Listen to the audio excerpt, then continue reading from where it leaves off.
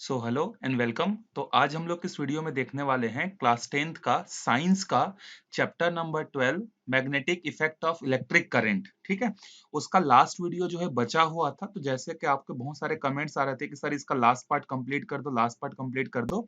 तो इसीलिए पहले जो है ये जो लास्ट पार्ट जो बचा हुआ है जिसका नाम है इलेक्ट्रोमैग्नेटिक इंडक्शन, जिसपे हम लोग पढ़ेंगे किसके बारे में, डायनेमो के बारे में, जनरेटर के बारे में पढ़ेंगे। तो उसको हम लोग कंप्लीट कर लेते हैं।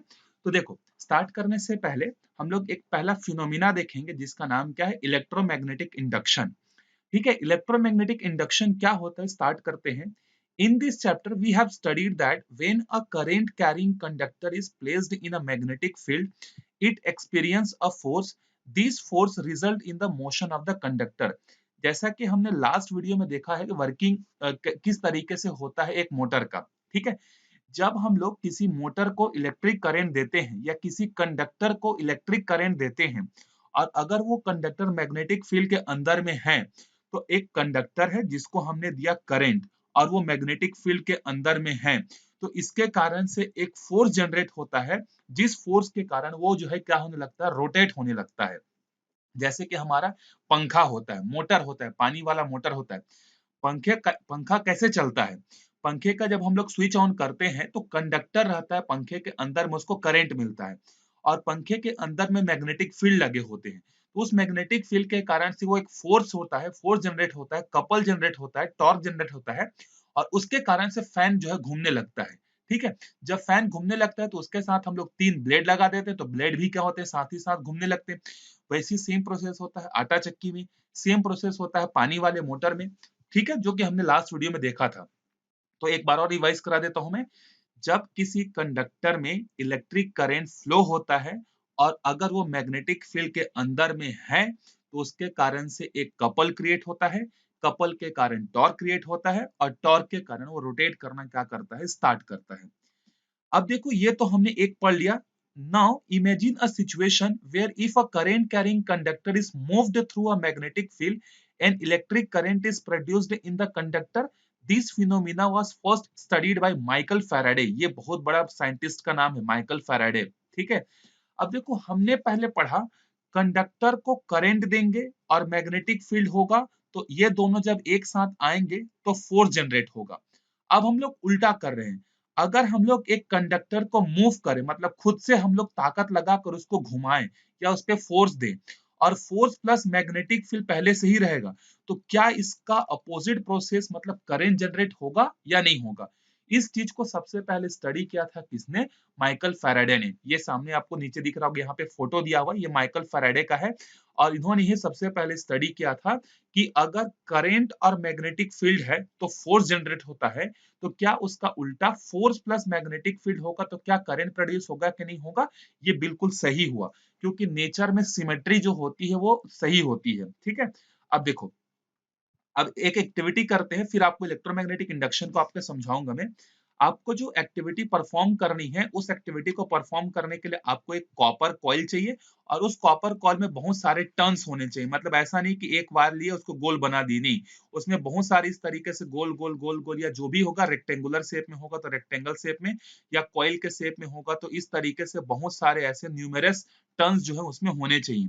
एक आपको करंट को चेक करने के लिए क्या पता होना चाहिए, आपके पास एक गैल्वेनोमीटर होना चाहिए, और एक स्ट्रॉन्ग बार मैग्नेट होना चाहिए। मैग्नेट जो होना चाहिए वो अच्छा खासा स्ट्रॉन्ग होना चाहिए, ताकि आप इस फिनोमिना को क्या कर सको, देख सको। और आपको अरेंजमेंट करना है कुछ इस तरीके से। तो मेथड क्या है, take a coil PQ having numerous turns of copper wire, join the two ends of the coil to a galvanometer as shown in figure, take a strong bar magnet and move in the north pole towards the coil Q. Do you notice anything. अब देखो, ये coil का P part है, ये coil का Q part है। Basically करना क्या है, आपको कॉपर का वायर लेना है और इसको इस तरीके से टर्न्स के फॉर्म में क्या कर देना है, अरेंज कर देना है। और एक एंड को, ये आपका गैल्वेनोमीटर है। गैल्वेनोमीटर मतलब बेसिकली देखोगे, जब आप इलेक्ट्रिक दुकान में जाते होगे तो करंट को चेक करने के लिए उन लोग वायर से चेक करते हैं। तो एक मशीन जैसा दिखता है जिसमें डिजिटल करंट, जिसमें निडल जो होता है वो डिफ्लेक्ट होते रहता है। ठीक है, आप सबने देखा होगा। तो एक कॉइल के एक एंड को गैल्वेनोमीटर के एक एंड से ज्वाइन करेंगे और कॉपर वायर के दूसरे एंड को गैल्वेनोमीटर के दूसरे एंड से ज्वाइन करेंगे। अभी करंट फ्लो नहीं हो रहा, तो ये गैल्वेनोमीटर में क्या रहेगा, इस तरीके से जीरो वाले पोजीशन पर रहेगा।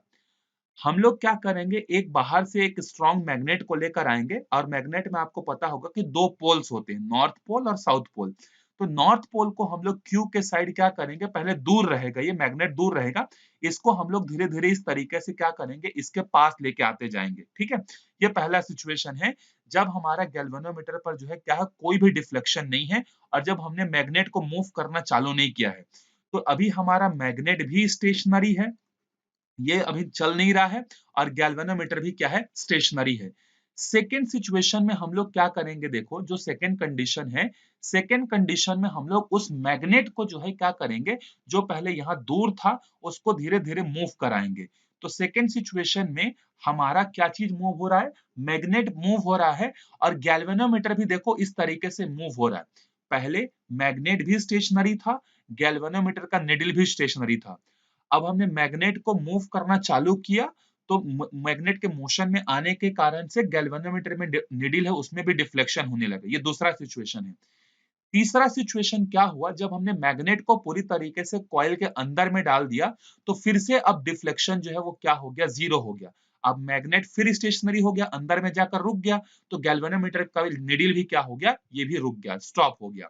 ठीक है, फिर अगला सिचुएशन क्या है, अब हम लोग मैग्नेट को अंदर डाले थे, ठीक है, याद करो मैग्नेट को हम लोग अंदर लेके आए थे और डाल के छोड़ दिए थे। तो जैसे जैसे मैग्नेट अंदर आ रहा था, तो गैल्वेनोमीटर में डिफ्लेक्शन दिख रहा था। फिर दूसरा सिचुएशन क्या हुआ, जब मैग्नेट कॉइल के अंदर में पूरी तरीके से चला गया, तो फिर से गैल्वेनोमीटर में कोई डिफ्लेक्शन जो है हमें देखने को नहीं मिला। अब अगला सिचुएशन क्या है, जो मैग्नेट को हम लोग कॉइल के अंदर में डाले थे, अब उसको बाहर निकालते हैं। तो जैसे ही बाहर निकालते हैं, हम लोग देखते हैं कि पहले गैल्वेनोमीटर में जो है क्लॉकवाइज डायरेक्शन में क्या हो रहा था, डिफ्लेक्शन हो रहा था। अब इसको बाहर ले जाने से इस निडल का जो डिफ्लेक्शन है वो एंटी क्लॉकवाइज होता है।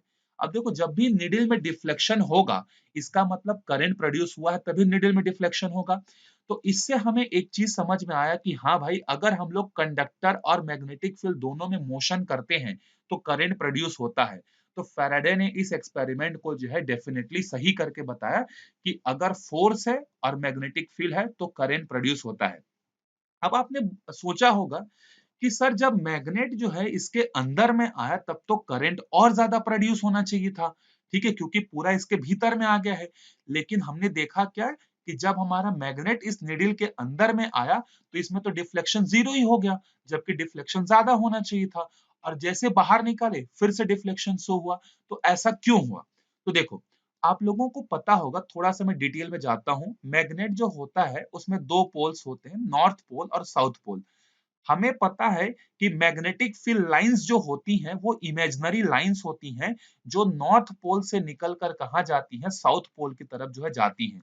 तो देखो, जब सबसे स्टार्टिंग वाला सिचुएशन था जहां पर यह रेस्ट में था, तो जैसे रेस्ट में था तो मैग्नेटिक फील्ड लाइंस यहां से निकल रही थी, और मैग्नेटिक फील्ड लाइंस जो है इस तरीके से टर्न होकर साउथ डायरेक्शन में जा रही थी। जब हमने अब मान लेते हैं कि जब ये स्टेशनरी था, तो 5 मैग्नेटिक फील्ड लाइंस जो है, मैग्नेटिक फील्ड लाइंस जो है क्या हो रही थी, इस कॉइल के अंदर में जा रही थी। चुपचाप से पांचों के पांच जो है कंटिन्यूअसली जा रही थी। जैसे हमने मैग्नेट को मूव करना चालू किया, मैग्नेट जैसे जैसे कॉइल के पास आया, तो पहले 5 लाइनें ही जा रही थी। अब 5 के अलावा 6, 7, 8, 9, 10, 11, 12, 13, 14 इस तरीके से मैग्नेटिक फील्ड लाइंस जो है वो कॉइन के अंदर में जाने लगी। तो अब आपने देखा, जब मैग्नेट स्टेशनरी था तो एक कांस्टेंट मैग्नेटिक फील्ड लाइंस जो है वहां पर जा रही थी। लेकिन जैसे ही हमने मैग्नेट को पास लाया, अब वो जो लाइंस हैं, जो पहले 5 लाइनें जा रही थी, अब वो बढ़कर 6, 7, 8, 9, 10, 11, 12 हो गई। तो इसके कारण से निडल में क्या दिखा, हमें डिफ्लेक्शन दिखा। और ये जो group of magnetic field lines होती है ना, इसको बोलते हैं मैग्नेटिक फ्लक्स बोलते हैं। क्या बोलते हैं? Magnetic flux. तो मैग्नेटिक फ्लक्स क्या होता है? ये होता है आपका group of magnetic field lines होता है। ठीक है, तो स्टेशनरी था, तो fix number of magnetic field lines उस कॉइल के अंदर से जा रही थी, जिसके कारण से कोई चेंजेस नहीं हो रहा था। इसके कारण से मैग्नेटिक गैल्वेनोमीटर में कोई डिफ्लेक्शन नहीं दिखा। जैसे जैसे मैग्नेट पास आया, तो अब मैग्नेटिक फील्ड लाइंस का जो नंबर है वो बढ़ने लगा। तो जैसे जैसे मैग्नेटिक फील्ड लाइंस का नंबर बढ़ने लगा, इनडायरेक्टली फ्लक्स की वैल्यू बढ़ने लगी, तो करंट प्रोड्यूस हुआ। तो इससे एक चीज समझ में आया कि जब भी हम लोग फ्लक्स में चेंज करते हैं, ठीक है, चेंज इन फ्लक्स, अब फ्लक्स क्या है, group of magnetic field lines, तो चेंज इन फ्लक्स जो होता है वही क्या चीज प्रोड्यूस करता है, करंट प्रोड्यूस करता है। और इस करंट का एक स्पेशल नाम होता है जिसको बोलते हैं हम लोग इंड्यूस्ड करंट बोलते हैं, ठीक है, क्योंकि ये करंट पहले से नहीं था, मैग्नेट को पास लाने के कारण से पैदा हुआ है, इंड्यूस हुआ है। अब दूसरे सिचुएशन में करंट क्यों प्रोड्यूस हुआ आपको समझ में आ गया, ठीक। अब तीसरे सिचुएशन पर आते हैं। यहाँ पूरा का पूरा मैग्नेट जो है वो कॉइल के अंदर में है, फिर भी गैल्वेनोमीटर में क्या है, डिफ्लेक्शन जीरो है। तो अभी आप बोलोगे सर आपने अभी बोला कि जैसे जैसे मैग्नेटिक फील्ड लाइंस का नंबर बढ़ते जाता है करंट भी बढ़ते जाता है। तो अब तो पूरा का पूरा मैग्नेट ही क्या है, अंदर है। तो अब जैसे पहले जो है 5 मैग्नेटिक फील्ड लाइंस थी, जैसे जैसे मैग्नेट पास आते गया 10 12 14 16 18 20 हो गया। तो अब ये 20 के 20 मैग्नेटिक फील्ड लाइंस तो इस कॉइल के अंदर में ही है। तो अभी तो गैल्वेनोमीटर में मैक्सिमम डिफ्लेक्शन दिखना चाहिए, लेकिन ऐसा नहीं हुआ। तो ध्यान देखो मैंने आपने क्या बोला कि जब मैग्नेटिक फ्लक्स में चेंज होगा तभी करंट प्रोड्यूस होगा। यहाँ तो फिर से 20 के 20 मैग्नेटिक फील्ड लाइंस क्या है, कांस्टेंट है, बदल तो नहीं रही है। 20 की 20 2 सेकंड पहले भी थी, 10 सेकंड बाद भी 20 ही है। तो इसी कारण से यहाँ पर क्या हुआ, कोई भी डिफ्लेक्शन जो है प्रोड्यूस नहीं हुआ। अब चौथे सिचुएशन में डिफ्लेक्शन क्यों प्रोड्यूस हुआ, करंट क्यों जनरेट हुआ, अब ध्यान से देखना। जब यहाँ पर स्टेशनरी था तो 20 मैग्नेटिक फील्ड लाइंस जो है क्या हो रही थी, यहाँ से निकल रही थी, लेकिन चेंज नहीं हो रही थी, 20 की 20 ही थी। तो जब तक चेंज नहीं होगा तब तक तो करंट प्रोड्यूस होगा नहीं। अब देखो जैसे जैसे इस मैग्नेट को मैं यहाँ से बाहर लेते जाऊंगा तो धीरे धीरे मैग्नेटिक फील्ड लाइंस कम होते जाएंगी, 20 से 18 17 16 15 12 11 10 9 8 इस तरीके से। अब देखो चौथे सिचुएशन में फिर से क्या हुआ, मैग्नेटिक फ्लक्स में या मैग्नेटिक फील्ड लाइंस में जो है क्या हुआ, चेंज हुआ, किसमें, फ्लक्स में। तो जहां पर चेंज होगा, अब ये चेंज उल्टे डायरेक्शन में हुआ है। तो जैसे जैसे उल्टे डायरेक्शन में हुआ तो करंट भी क्या हुआ, उल्टे डायरेक्शन में हुआ।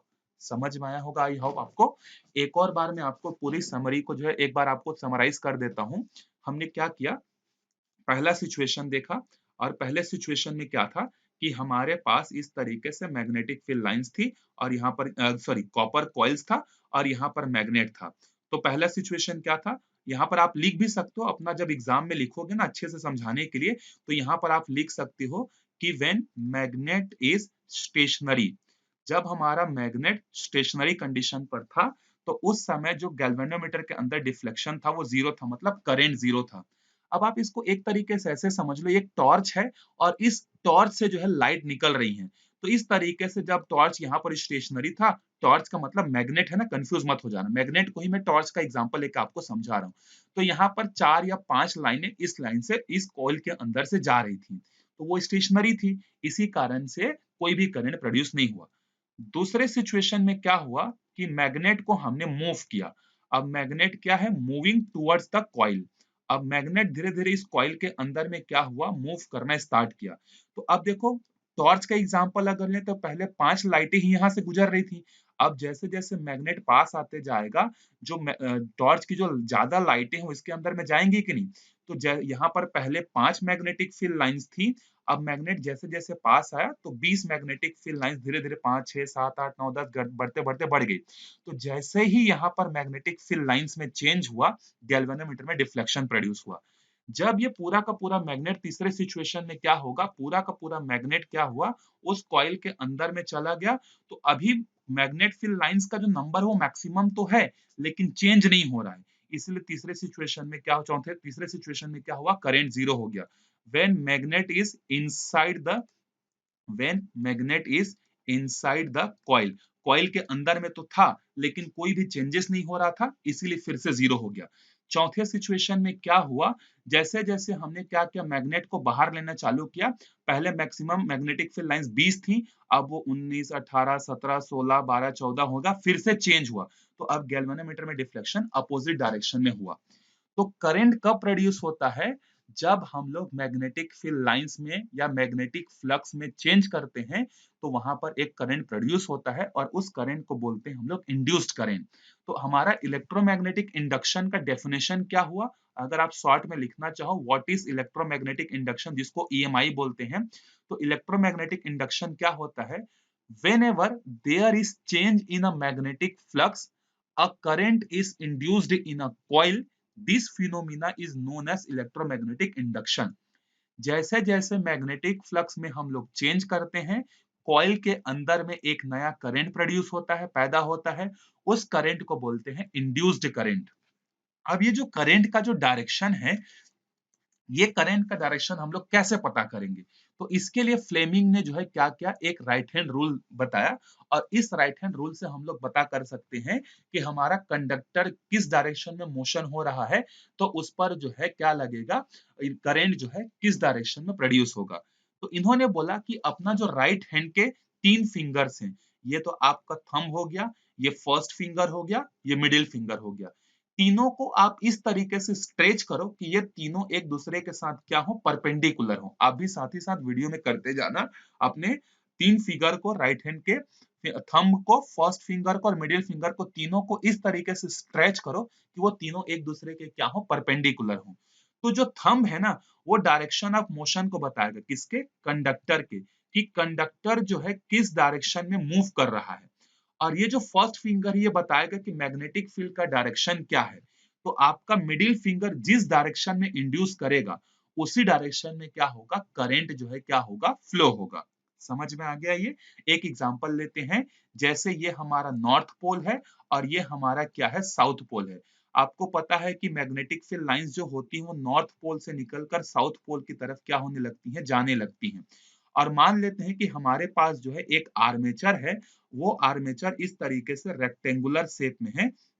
अभी हम लोग इसके जस्ट बाद पढ़ेंगे भी, ठीक है? ये इस तरीके से रेक्टेंगुलर शेप में है। अब ये मान लेते हैं इस आर्मेचर का जो नाम है ये है ए, बी, सी और डी। अब ये हॉरिजॉन्टल प्लेस पे है। अब ये अज्यूम करो कि ये जो आपका ए बी वाला जो पोर्शन है ना, ये ऊपर की तरफ आ रहा है। ठीक है? ये कहाँ आ रहा है? ऊपर की तरफ आ रहा है। तो अब देखो, अपने थंब को कहाँ करोगे? ऊपर की तरफ करोगे। और अपना फर्स्ट फिंगर कहाँ से जाएगा? आपका लेफ्ट साइड से राइट साइड की जाएगा। तो आपने देखा होगा कि जैसे आपका थंब ऊपर की तरफ है और फर्स्ट फिंगर नॉर्थ से साउथ की तरफ है, तो आपका जो मिडिल फिंगर है वो टूवर्ड्स तक क्या जा रहा होगा, टूवर्ड्स तक बोर्ड या टूवर्ड्स तक क्या जा रहा होगा, स्क्रीन जा रहा होगा, अंदर की तरफ जो है जा रहा होगा। तो आपको यहाँ से पता चल गया होगा कि जो करंट जो जा रहा होगा वो इस तरीके से अंदर की तरफ जो है जा रहा होगा। तो हमें इस तरीके से फ्लेमिंग के राइट हैंड रूल से जो है पता चल जाता है। ठीक है? तो फ्लेमिंग का राइट हैंड रूल आपको समझ में आ गया होगा। अब हम लोग आगे देखते हैं डायनेमो या फिर इलेक्ट्रिक जनरेटर। तो डायनेमो जो होता है एक ऐसा मशीन होता है जो कि क्या करता है, मैकेनिकल एनर्जी को कन्वर्ट करता है किसमें, इलेक्ट्रिकल एनर्जी में। ठीक है? ये आपको याद रखना है कि dynamo is a machine which converts the mechanical energy into electrical energy। जैसे आप लोग शादी के घरों में जनरेटर देखे होंगे, लाइट जब चली जाती है तो जनरेटर यूज करते हैं ना, सेम उसी तरीके से यहाँ भी क्या होता है, मैकेनिकल एनर्जी को हम लोग इलेक्ट्रिकल एनर्जी में क्या करते हैं, चेंज करते हैं। और ये कौन से प्रिंसिपल पर बेस्ड होता है, ये भी आपको एग्जाम में पूछ सकता है। तो ये इलेक्ट्रोमैग्नेटिक इंडक्शन पर क्या होता है, बेस्ड होता है। ठीक है? अब देखो, यहाँ पर जो जो चीज लगेंगी, जैसे आर्मेचर, आर्मेचर हम लोग पहले भी पढ़ चुके हैं। इस तरीके से रेक्टेंगुलर शेप में जब बहुत सारे कॉइल्स लगे होते हैं तो इस सिस्टम को क्या बोलते हैं, हम लोग आर्मेचर बोलते हैं। मैग्नेट आपको पता होगा कि बार मैग्नेट हमें चाहिए होता है। तो ये डायग्राम एग्जाम में ना बनाकर मैं आपको एक दूसरा डायग्राम बताऊंगा, उसको आप ड्रॉ करना, आपको पूरा का पूरा कंस्ट्रक्शन, पूरा का पूरा प्रिंसिपल आपको समझ में आ जाएगा। तो जब आपको एग्जाम में आएगा 5 नंबर का explain working principle and diagram of electro dynamo, तो आप पहले क्या लिखोगे, डेफिनेशन लिखोगे कि डायनेमो ये जनरेटर होता क्या है। पहला पहला आप लिखोगे डायनेमो के बारे में कि डायनेमो होता क्या है, ये जनरेटर क्या होता है, कौन से प्रिंसिपल पर बेस्ड होता है। सेकेंड आप लिखोगे कंस्ट्रक्शन, इस कंस्ट्रक्शन में क्या क्या होता है, आर्मेचर होता है, मैग्नेट होता है, उसके बाद सर्कुलर डुअल चेंजर होता है और कार्बन के जो ब्रशेस होते हैं, ये 4 लिखोगे। चौथा में लिखना आप प्रोसेस कि किस तरीके से वर्किंग जो है होती है, इस तरीके से, और बीच में आप डायग्राम बनाना। पहले तीसरे स्टेप के बाद क्या करना, ये जो आपका ये हो जाएगा ना, पहले तो डेफिनेशन लिखोगे, दूसरा कंस्ट्रक्शन लिखोगे, तो कंस्ट्रक्शन के बीच में ही आप क्या करना, डायग्राम को जो है बना देना। तो इसको हम लोग एक एनिमेशन के थ्रू समझते हैं। एनिमेशन के थ्रू आपको बहुत अच्छे से जो है समझ में आ जाएगा। तो ये जो एनिमेशन है, ये मैंने यूट्यूब के एक वीडियो से लिया हुआ है, ताकि आपको अच्छे से समझ में आ जाए। ठीक है। पावर स्टेशंस कैसे पूरे शहर के लिए इलेक्ट्रिसिटी प्रोड्यूस करती हैं। अब इनके अंदर बड़ी बड़ी बैटरीज तो होती नहीं है जिसके कारण इलेक्ट्रिसिटी प्रोड्यूस हो। इनके अंदर असल में होता है बड़ा सा पंखे की तरह दिखने वाला डिवाइस, इसे हम बुलाते हैं टरबाइन। अब अगर इसे हम रोटेट करें तो इसी से इलेक्ट्रिसिटी प्रोड्यूस होती है। अब इसे रोटेट करने के कई तरीके हैं।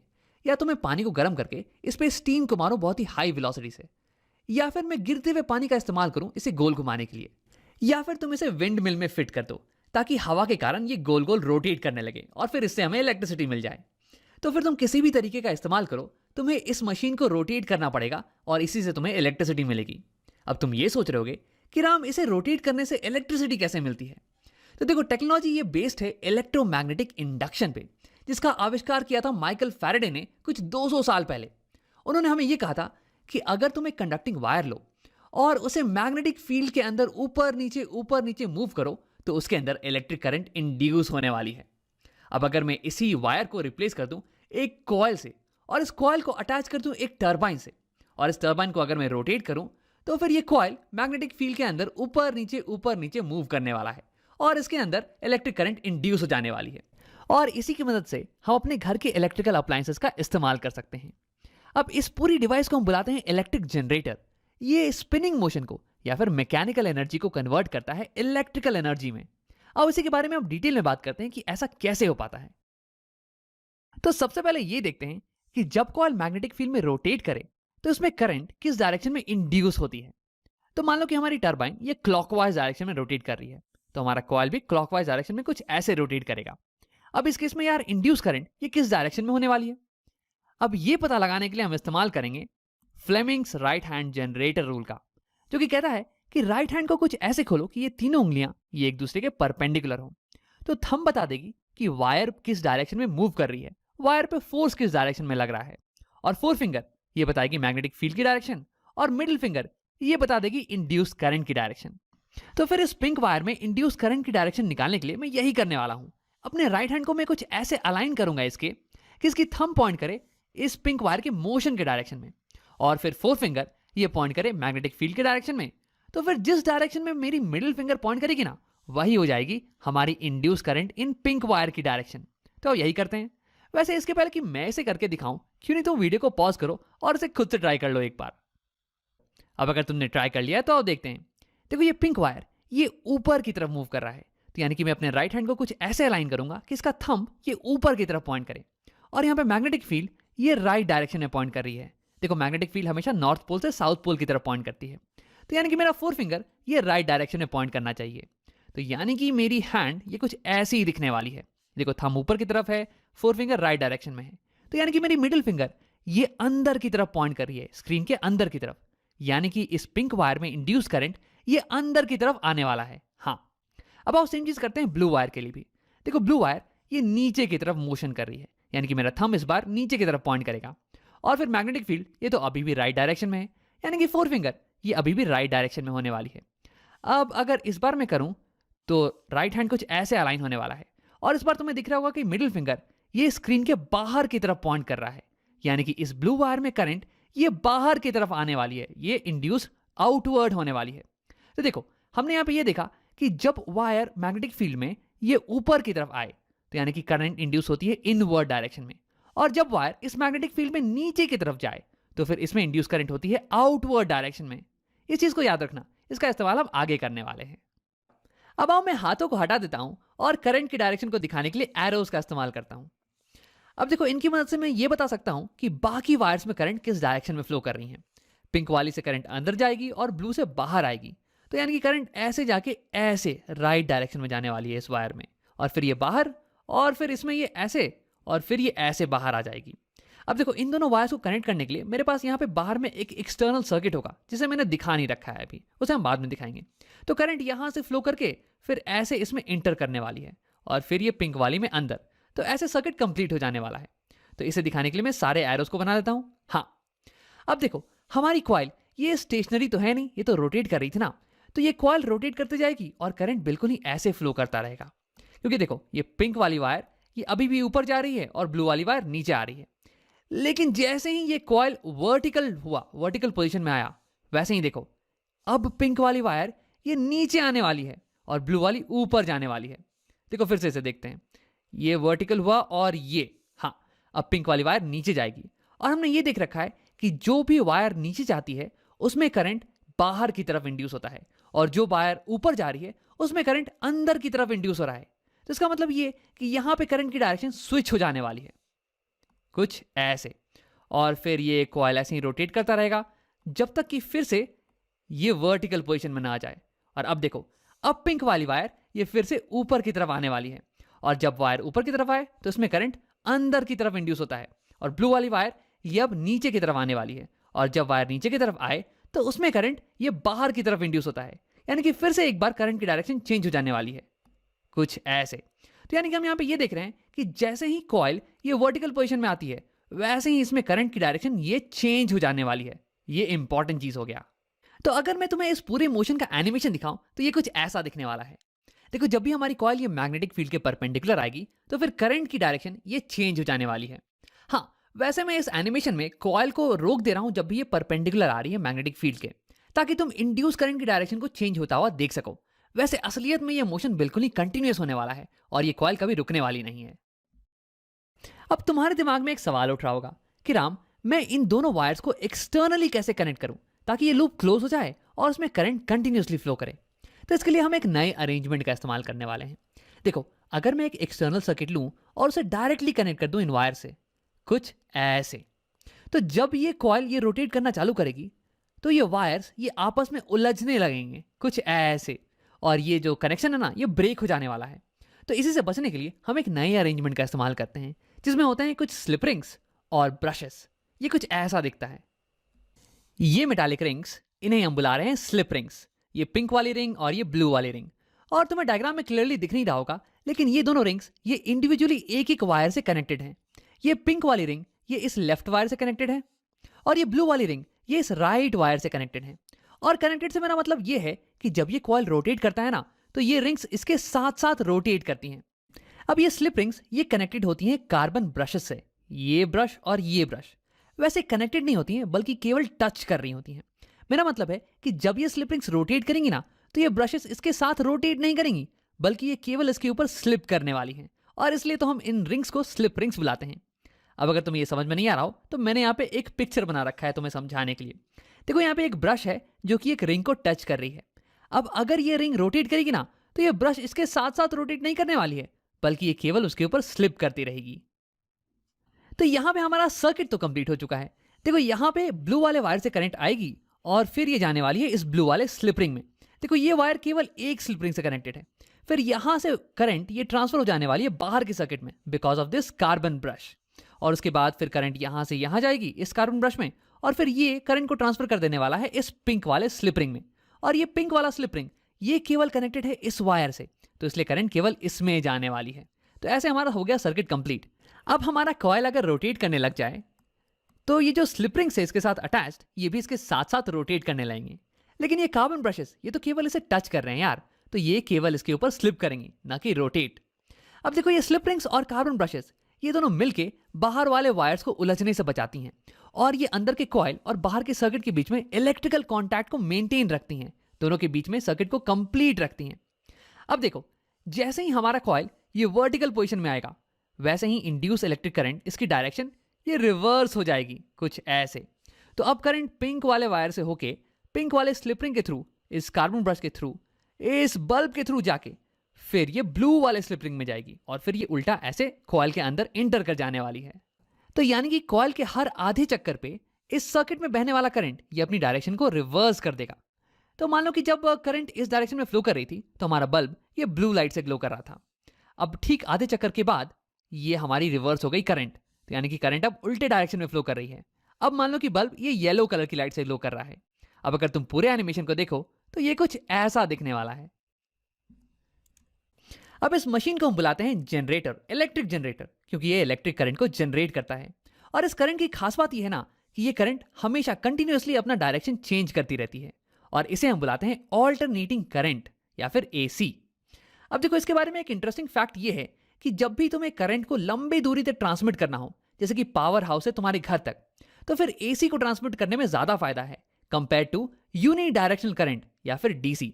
इसलिए हमारे घरों में एसी करंट ही आता है। और हाँ, क्योंकि ये जनरेटर हमें एसी करंट दे रहा है, इसलिए इसे हम बुलाते हैं एसी जनरेटर। अब मान लो कि तुम्हें डीसी जनरेटर बनाना हो, जो कि तुम्हें एक डायरेक्ट करंट दे, मतलब कि इस सर्किट में जो करंट है ना, उसकी डायरेक्शन चेंज नहीं करे, बिल्कुल सेम ही रहे। मान लो कि कुछ ऐसे इसी डायरेक्शन में करंट जाए, तो उसके लिए क्या करना होगा? तो सबसे पहले आओ इन स्लिप रिंग्स को हटा देते हैं।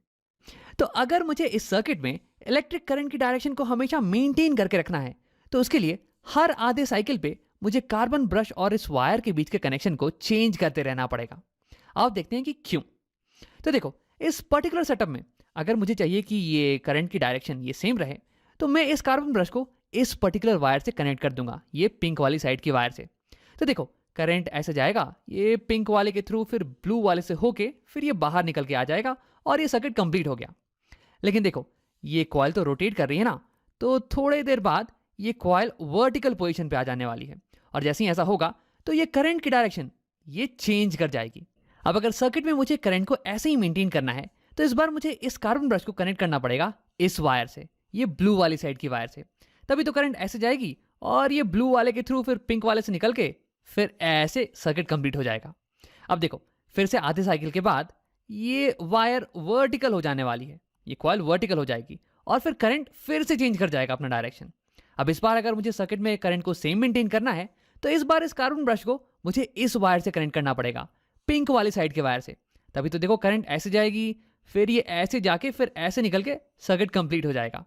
तो तुम्हें दिख रहा होगा कि कैसे मुझे हर आधे साइकिल के बाद कार्बन ब्रश और वायर के बीच के कॉन्टैक्ट को चेंज करना पड़ रहा है, मुझे कार्बन ब्रश को अलग दूसरे वायर से कनेक्ट करना पड़ रहा है। तो अब हमें ये सोचना है कि ऐसा क्या करें जिससे कि ये कनेक्शन में चेंज ये ऑटोमेटिकली आए और ये हमेशा कंटिन्यूसली आता रहे। तो इसके लिए हमें चाहिए होगा एक नए टाइप का ring, split rings. Slip rings नहीं, स्प्लिट रिंग्स। मतलब कि अगर तुम्हें एक रिंग को लो और उसे बीच से आधे आधे हिस्से में बांट दो, तो तुम्हें मिल जाएगा स्प्लिट रिंग्स। स्प्लिट रिंग्स बनी होती है दो आधे रिंग से, जिनके बीच में थोड़ा सा गैप हो। अब आओ देखते हैं कि इसकी मदद से कैसे हम हर आधे साइकिल पे कॉन्टैक्ट को चेंज कर सकते हैं। तो अभी स्टार्टिंग में हमारा कार्बन ब्रश ये पिंक साइड के कॉन्टैक्ट में है, ये देखो। और स्टार्टिंग में हमें बिल्कुल यही चाहिए था, ताकि करंट की डायरेक्शन ऐसे ही मेंटेन रहे। लेकिन देखो, थोड़ी देर बाद हमारा कॉइल ये रोटेट करके वर्टिकल हो जाएगा और फिर करंट की डायरेक्शन ये चेंज हो जाने वाली है। लेकिन यहाँ देखो, हमारा ब्रश ये ब्लू साइड के कॉन्टैक्ट में आ गया है, और ये बिल्कुल ही अच्छी चीज़ है, क्योंकि अभी भी हमारा करंट का डायरेक्शन ये बिल्कुल ही मेंटेन रहने वाला है। अब देखो, तुरंत थोड़ी देर बाद ये जो कॉइल ये फिर से रोटेट करके वर्टिकल पोजीशन में आ जाने वाला है और फिर करंट की डायरेक्शन चेंज कर जाएगी। लेकिन यहाँ देखो, हमारा ब्रश ये पिंक वाले साइड के कॉन्टैक्ट में आ गया है और हमारी करंट की डायरेक्शन ये अभी भी चेंज नहीं हुई है एक्सटर्नल सर्किट में। तो तुम्हें दिख रहा होगा कि कैसे इन स्प्लिट रिंग्स का इस्तेमाल करके हम ऑटोमेटिकली ब्रश और वायर के बीच के कॉन्टैक्ट को चेंज कर पा रहे हैं। तो यहाँ पे हमने बना लिया है अपना डीसी जनरेटर। ये हमें डायरेक्ट करंट देता है। देखो, बाहर के सर्किट में करंट की डायरेक्शन ये हमेशा मेंटेन रह रही है। अब देखो, एक छोटी सी चीज, कम्यूटेटर एक ऐसा डिवाइस होता है जो कि किसी भी सर्किट में करंट की डायरेक्शन को रिवर्स कर दे। देखो, यहाँ इस केस में कॉइल में करंट की डायरेक्शन ये हमेशा चेंज हो रही है, लेकिन बाहर वाले सर्किट में करंट हमेशा एक ही डायरेक्शन में मेंटेन है, और ऐसा हो पा रहा है स्प्लिट रिंग्स के कारण। तो स्प्लिट रिंग्स यहाँ पे कम्यूटेटर का काम कर रही हैं। अब आओ वीडियो को यहीं पे खत्म करते हैं। यहाँ हमने देखा कि अगर मैं एक कॉइल को मैग्नेटिक फील्ड के अंदर रोटेट करवाऊं, तो फिर उसके अंदर इलेक्ट्रोमैग्नेटिक इंडक्शन के कारण करंट जनरेट होने वाला है, और इस करंट की डायरेक्शन ये डिपेंड करेगी कि वायर ये मैग्नेटिक फील्ड में ऊपर जा रहा है या फिर नीचे। अब इसी कारण हर हाफ साइकिल के बाद करंट की डायरेक्शन ये रिवर्स कर जाती है। तो यानी कि ये हमारा हो गया एसी जनरेटर। ये हमें देता है ऑल्टरनेटिंग करंट, या फिर एक करंट जो कि हमेशा अपनी डायरेक्शन को चेंज करता रहे। अब यहीं पे तुम अगर स्प्लिट रिंग्स का इस्तेमाल करो, तो फिर ये एक कम्यूटेटर की तरह एक्ट करने वाली हैं, और ये कार्बन ब्रश के कॉन्टैक्ट को हर आधे साइकिल के बाद चेंज कर देंगी, ताकि एक्सटर्नल सर्किट में करंट हमेशा एक ही डायरेक्शन में फ्लो करे, हमें डायरेक्ट करंट मिले। और इसे हम बुलाते हैं डीसी जनरेटर। तो ये थे कुछ तरीके जिनकी मदद से हम इलेक्ट्रिसिटी को प्रोड्यूस कर सकते हैं, एक कॉइल को कुछ मैग्नेट्स के बीच में गोल घुमा के। आई होप अब आपको पूरी वर्किंग समझ में आ गई होगी अच्छे से। ये एनिमेशन मैंने जो है यूट्यूब से ही लिया हुआ है ताकि मैं आपको ज़्यादा अच्छे से क्लियर कर सकूँ करके। क्योंकि इसको 2D में समझाना थोड़ा डिफ़िकल्ट था। अगर एनिमेशन के साथ आपको मैं समझाता तो ज़्यादा ईज़ी होता। तो अब आपको पूरा क्लियर हो गया होगा कि डायनामो किस तरीके से होता है। ये 2 टाइप का होता है, एक अल्टरनेटिंग करंट होता है और जिसको क्या बोलते हैं, दूसरे को क्या बोलते हैं, डायरेक्ट करंट बोलते हैं। तो अल्टरनेटिंग करंट में करंट का डायरेक्शन बार-बार चेंज होता है। डायरेक्ट करंट में आपका क्या होता है, एक ही बार में जो है करंट एक ही डायरेक्शन में चलते रहता है। तो आपको एग्ज़ाम में अगर सिर्फ़ और सिर्फ़ डायनामो क्या है, प्रिंसिपल क्या है आएगा तो आप एसी वाले को लिखना। डीसी वाला आपके लिए जो है सिर्फ़ समझाने के लिए था। आप डीसी वाले को इग्नोर करोगे तो भी आपका क्या हो जाएगा, चल जाएगा। ठीक है?